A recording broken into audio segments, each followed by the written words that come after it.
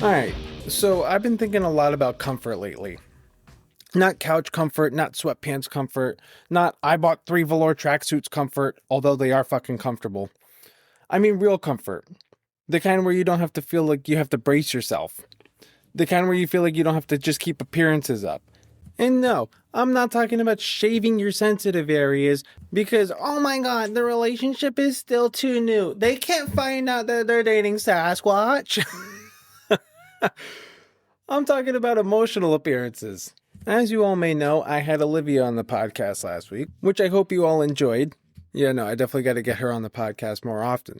But last week we talked about performance when it came to Valentine's Day, effort, halftime shows, public displays of love, all that, right? And then after we recorded that episode, the word performance stuck with me.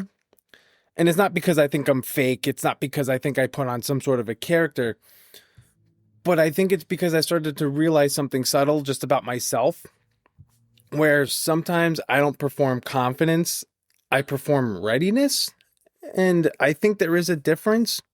Like, okay, here's a perfect example of this, right? So a few days after we recorded that podcast, we were just sitting at home and Olivia and I were just talking about the Rock and Roll Hall of Fame. Just a normal conversation. Oh, this band's in, this band's not. I don't know why this band's not in, but this band is stupid shit like that, right? Harmless topic. And I just feel myself like ramping up. And I'm just like, well, historically, well, commercially, well, technically, and halfway through, I'm just like, why am I acting as if this is a cross-examination? We're just chilling, sitting at the table, drinking our cappuccinos. There's no scoreboard. No one's keeping stats. Yeah, why is my tone just locked in like we're debating foreign policy? Have you guys ever done that? You ever feel like your body just tenses before the conversation even turns? Like you're preheated to 350, but nothing's in the oven yet? Oh, the food is still chilling in the fridge, but for some reason you're just hot and ready like Little Caesars. And for what? I have no idea. Because it really wasn't until then when I realized that she just goes quiet. Like she's not mad, she's not dramatic, she just goes quiet and she goes, I can't talk if you're just gonna go. And it hit me because I'm not trying to bulldoze. That's what this fucking podcast is for. Ain't nobody to interrupt me on this bitch. And I'm not trying to dominate. In my heart of hearts, I thought I was just explaining. But explaining and overpowering are not the same thing. And I had this split second where I'm just like watching myself from outside thinking like, do I really want to be this guy? The guy who just turns every harmless topic into cross-examination? Do I want to be the guy who's always right? Or the guy who people feel safe disagreeing with? Because those are not the same dude. One of those people gets respect and the other one gets distance. And it's not just with Olivia. I realized I do this with everybody in my life. I don't want to win music debates. I just want to be somebody that you can at least finish a sentence around. And that's what I've been kind of sitting with lately. I don't know, it kind of seems like disagreement registers as dangerous in my system. So what do? I sharpen, I speed up, I defend, even when no one's attacking me. And this kind of connects to something I said 2 weeks ago. The cappuccino thing. As I keep saying, the one that I didn't have until I was 30. I mean, I framed it as calories, which was true. I don't love drinking my calories. I mean, come on, what the fuck you expecting out of a black cup of coffee? It's minimal and it's efficient. But if I'm being honest, I don't think it was just the calories. I think it was just this mental rule, like no milk, no sugar, stay sharp. It was like I was preparing for something, like a war at Starbucks. I don't know, I feel like I made that same joke last week, but fuck it, we ball. But the truth of the matter, too, is like, I wish that it also wasn't about masculinity and that it wasn't about being tough. It was just about guard. I think sometimes I confuse being disciplined with being guarded, and discipline is intentional. Being guarded is defensive. And I didn't realize how much of my life I was just being slightly defensive, if not fully on the defense. Bro, my mind said Jordan, my personality apparently said Rodman. Yet now, I'm dating somebody who orders whatever she wants. Chai latte, foam, flavor, joy.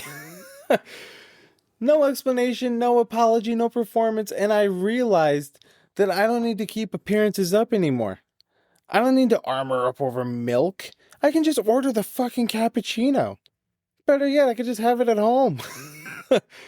And that's not about coffee, that's just about comfort. That's about emotional safety. Oh, dude, once I had a chai tea latte, I was fucking hooked. Christmas in a cup year round? Are you shitting me? You know, I don't drink anymore, but you know what I enjoy the fuck out of? Is a dirty chai latte, 2 shots, extra foam. Hey, Mike, all of a sudden you get into a relationship and your white girl is showing. No, it's more like these lactose-free cheese makes me too hot fucking people with their little iPhones and Starbucks cup may just know something that I don't because somehow they've cracked the code.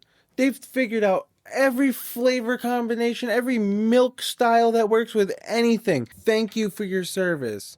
Because God only knows what went on in those bathrooms for you to figure this out for my enjoyment. Oh, welcome to the party there, Mike. Well, you know what? I'm a late bloomer. All right? So I think this same guard of defensiveness just shows up in conversation, which brings me to something that I think explains a lot. Like, for example, when I was 7, I tell my mom that I don't feel too good. She goes, I just don't think you want to go to school. Which, you know what? Fair assumption. I'll give it to you. So what do? I go to school. 5 minutes in, teacher takes a look at me, goes, hey, you feeling all right? You know what, teach? Not really. Oh, why don't you go to the nurse? 5 minutes of being in the nurse. Hey, we should probably call your mom to come pick you up. You can have that phone call with her. I bet she just got back home. Nurse calls up my mom. Hey, you might want to pick up your son. Okay. Brings me to the doctor. Walking pneumonia.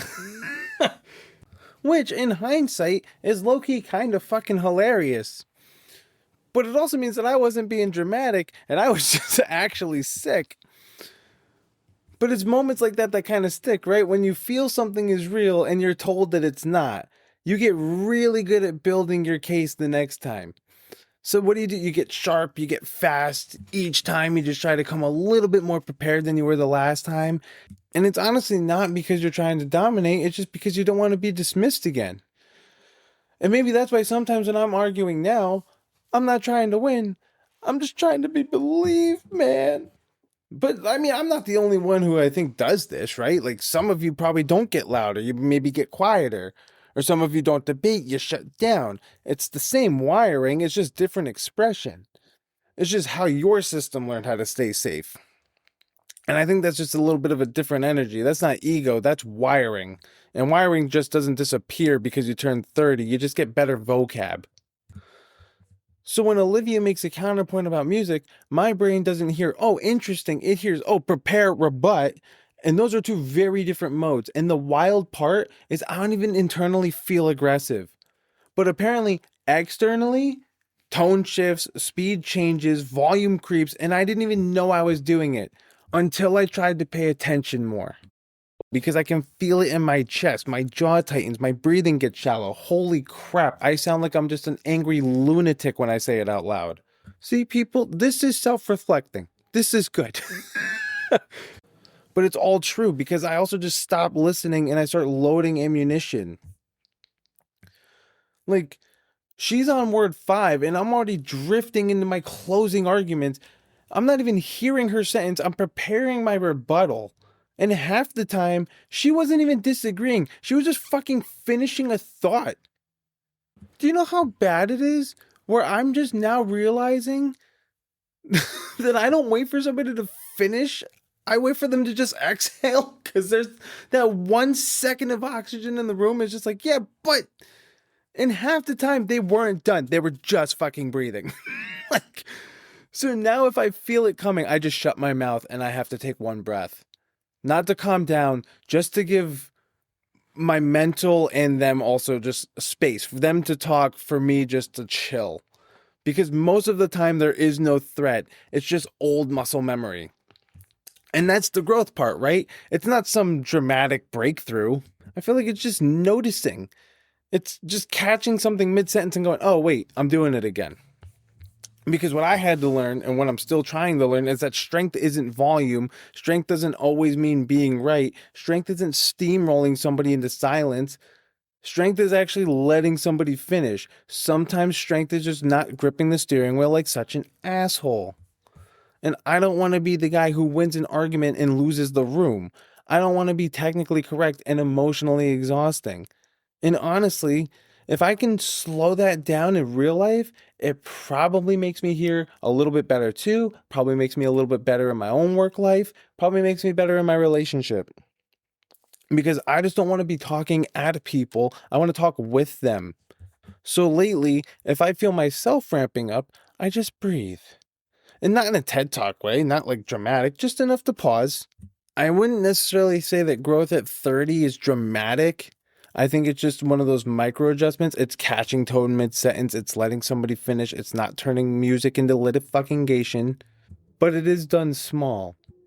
And it's small done consistently because it's hard to break old habits. But when something's done consistently, it changes everything. I mean, I still drink black coffee, but sometimes I order the cappuccino. Not because I totally changed who I am, but because I don't need the armor anymore. And that feels like the real comfort. You know, Olivia said something the other day that actually made me kind of pause. And she looks at me and she just goes, you know, you're kind of like Tigger. You're not angry, you're not malicious. You're just always bouncing. And honestly, she's not wrong. I mean, I've got energy, I care, I get passionate about fucking dumb shit, debating the raw call as if I'm on first take. But Tigger's thing isn't anger, it's momentum. And momentum without awareness just rolls people over. So the more I thought about it, the more I thought that she's kind of like Piglet. Because she's not loud, she's not combative, and she's just steady, man. And Piglet doesn't fight Tigger. Piglet goes quiet. And that's the part that stuck with me. I don't want to be the reason that somebody goes quiet, especially not somebody that I care about. Because if you keep winning arguments like that, eventually you don't have arguments anymore. You just have silence. And silence might feel peaceful at first until you realize it's distance. And I don't want distance. I don't want someone editing themselves around me. I don't want someone always contemplating, is this even worth bringing up? Because I know what that feels like, and it's not peace. It's isolation. And you know what? I actually caught it the other night. I felt it ramp, I felt it in my chest, and instead of jumping in, I just let her finish. And nothing bad happened. The world didn't collapse. I didn't lose ground. The conversation was actually better. Trust me, I still drink black coffee. And maybe that's what comfort actually is. It's not softness. It's not even about being too passive. It's just feeling like you don't have to be braced all the fucking time. Anyway, that's where my head's been at. I'll catch y'all next week.